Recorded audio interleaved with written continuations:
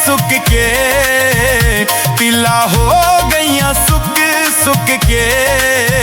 रावां डोल दियां मैं वेखां लुक लुक के, रावां डोल दियां मैं वेखां लुक लुक के।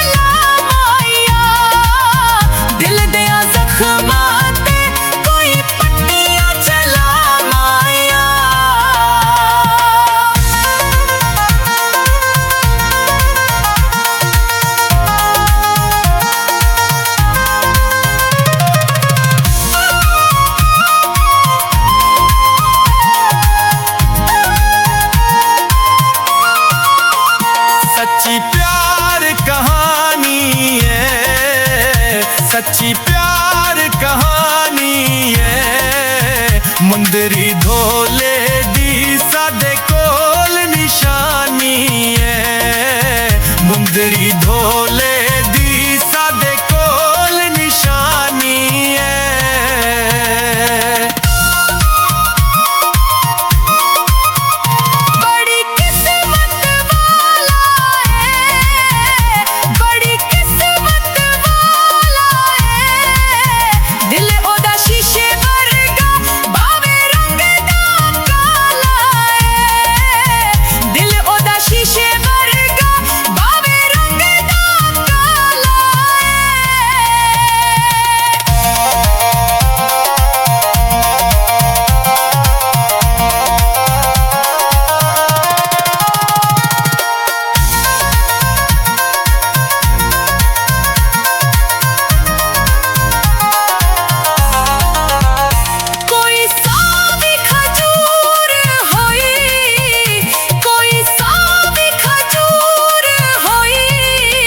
Be cute.